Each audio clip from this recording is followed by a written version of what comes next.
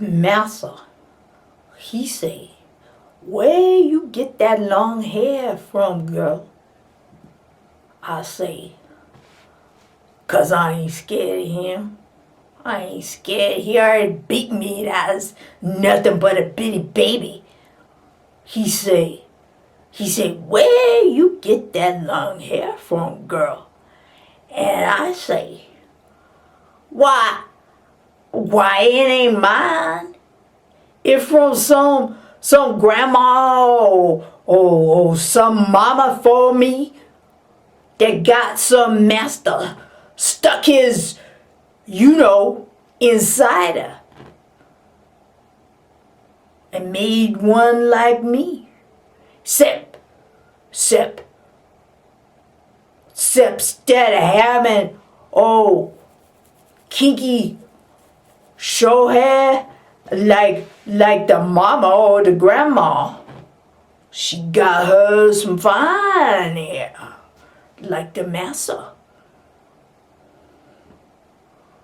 And the mistress, Missy, she hid her face, 'cause she just know he gon' whop me again. But he didn't. He laughed.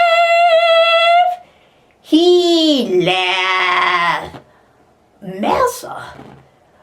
Even after he beat me when I was a baby girl, I don't know, 7.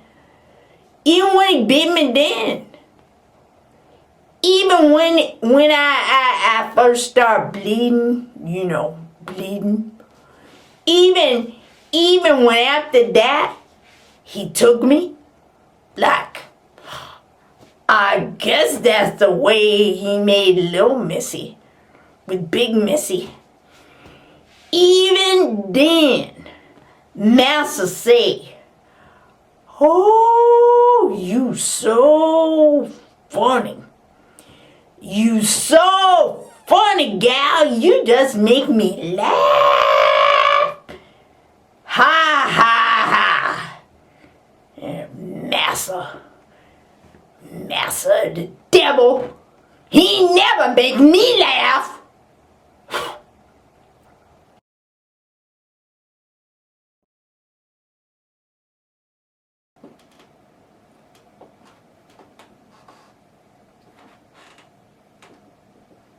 LaLi? LaLi? LaLi? Confounded gal, get out here.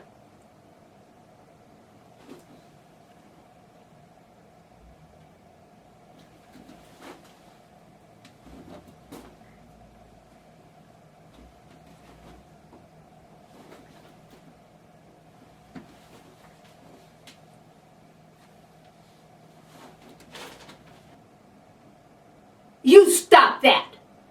You stop that right now. Gal, I have to do everything in this house by myself. You come out here right now.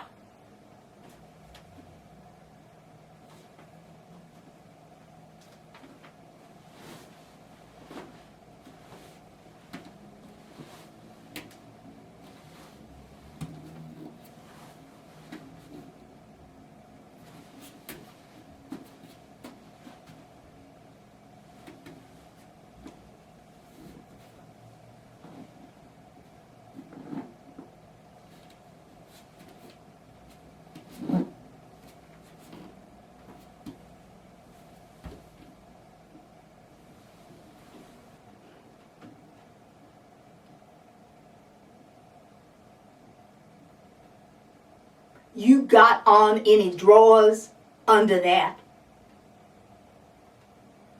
Show them to me.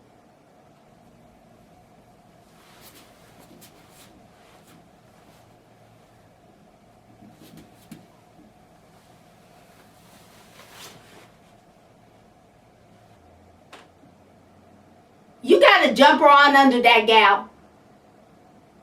Let me see it.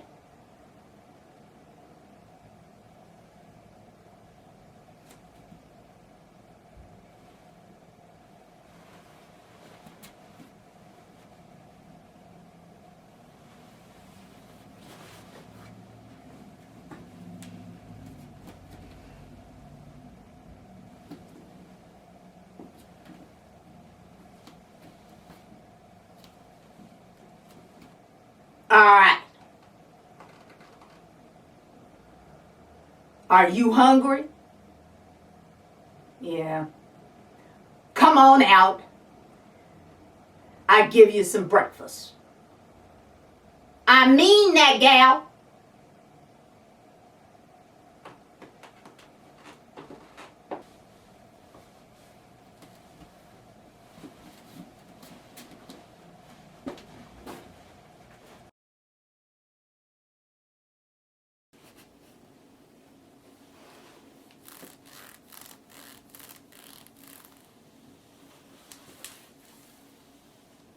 Well, LaLi, is the dress what you intended it to be? You can speak to me. Elizabeth isn't here.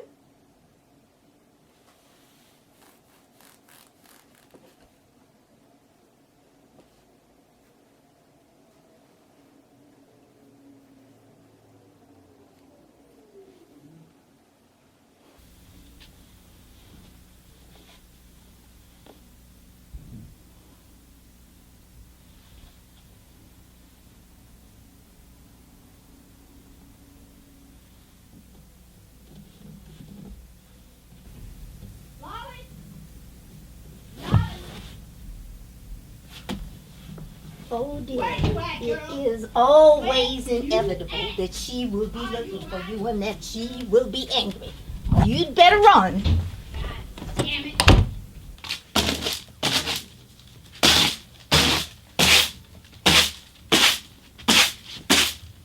I don't know who your mammy was.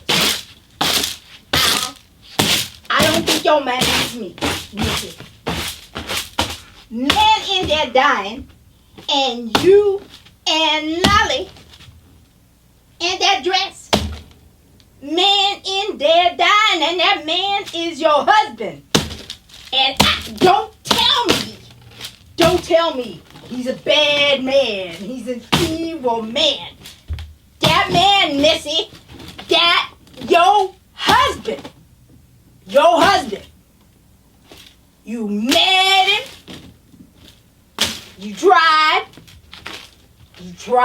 to have children with him, and now he died. He died, Missy, and you in here 8 o'clock in the morning, and you wearing this party dress. Party dress. What you celebrating, gal?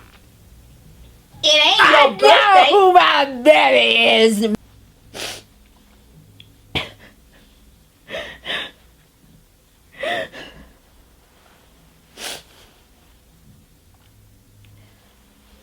I have seen my mammy cry 3 times. The last time, the 3rd time, was when my 4th baby died in her arms, only a few hours old. The 2nd time I saw my mammy cry was when she fell and kissed my daddy's feet because he told her that he was sending her with me to my new husband's home so that I would not be without my mammy and so that my mammy would not be without me. But the first time I saw my mammy cry, I was 15 years old, and it was the first time I had ever seen my mammy cry. And it was the day that my daddy told her that he was announcing my engagement to that man who is dying in the next room. Mammy, you cried. You cried.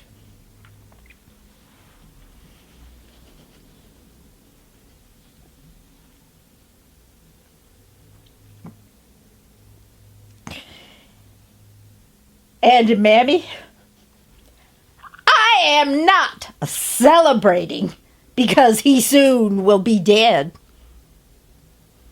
That is not the reason why I asked LaLi to make this dress for me.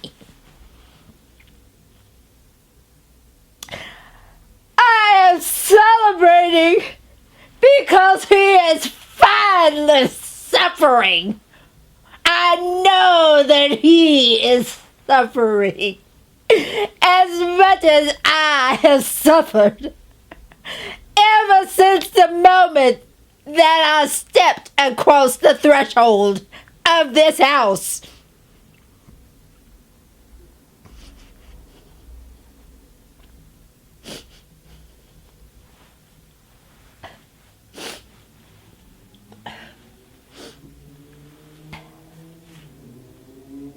Now, I have been trying to get your attention since I woke up this morning to help me with my hair.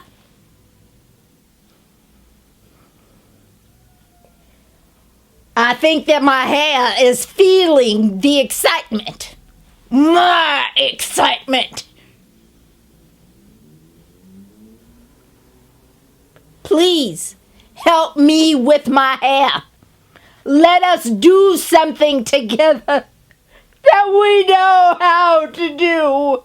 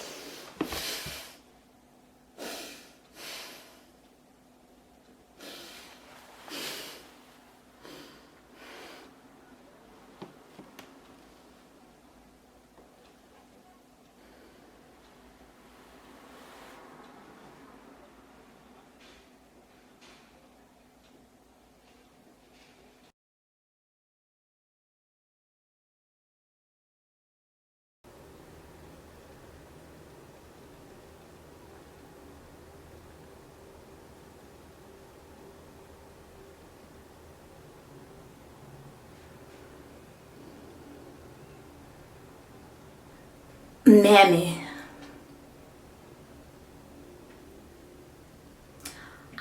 have thought about this many times.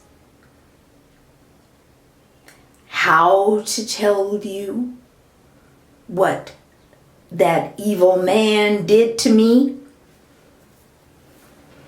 It made me turn against him. Turn against him so that the last 3 of my babies who died in your arms were only gotten by force from my husband. Those babies were not conceived out of love.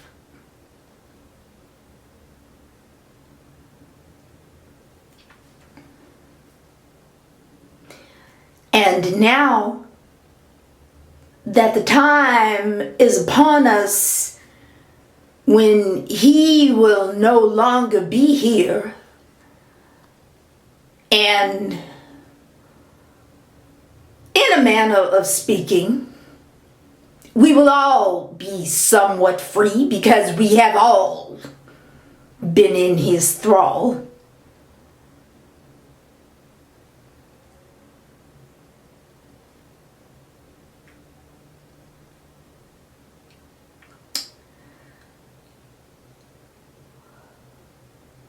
Because of those changed circumstances, I have thought of a way that I could tell you what he did to me, Mammy. But I fear that the only way that I can tell you is in a way that will make us both feel extremely uncomfortable and immodest. Before my first baby was conceived, before LaLi's son was forced upon her by my husband defiling her when she was just a child,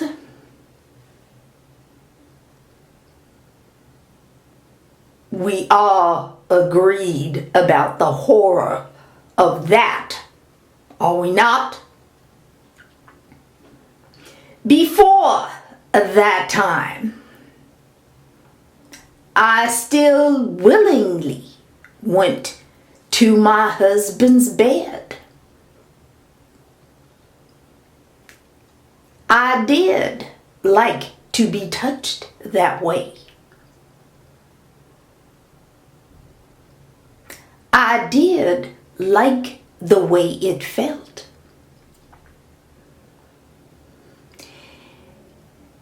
And because I was so innocent and I did not know what it really meant to be a woman, perhaps I was somewhat insatiable. I can see, Mammy, that you are already somewhat uncomfortable. There is an irony in that, Mammy.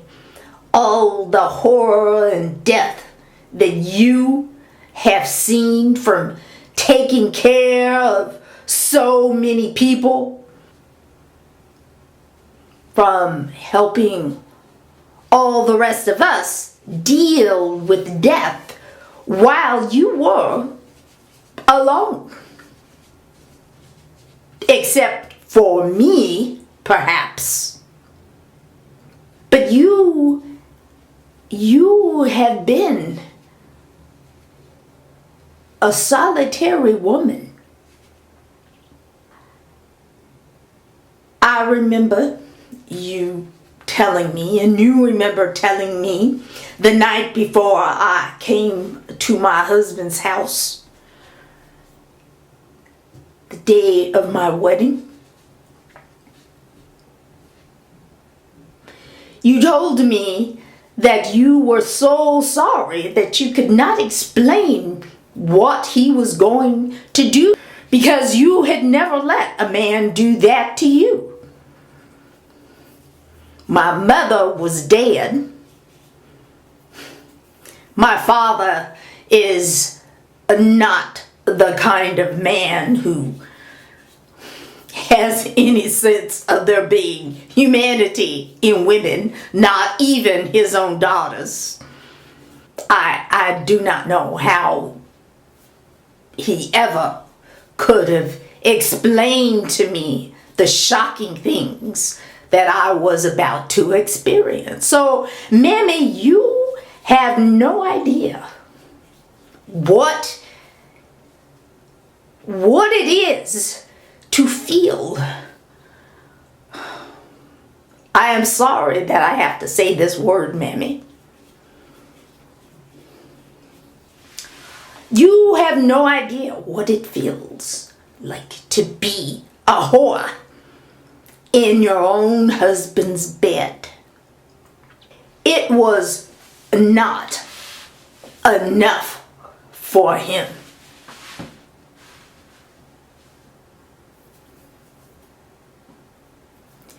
To go all over the plantation, not even sneaking, because he was the master of all those women.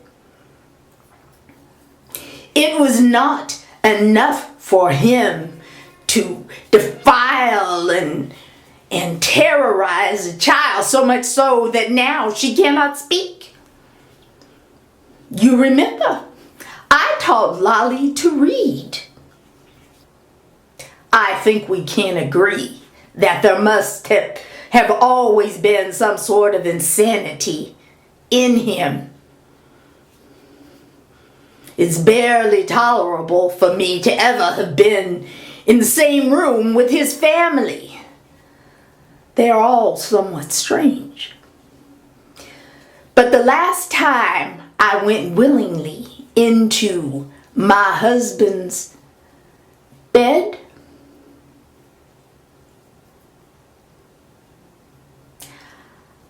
I found not just he alone in the room. Elizabeth, he had that child, LaLi, naked in his bed with the covers all pulled down so that I could see her, and her legs spread wide apart. There was blood on the bed.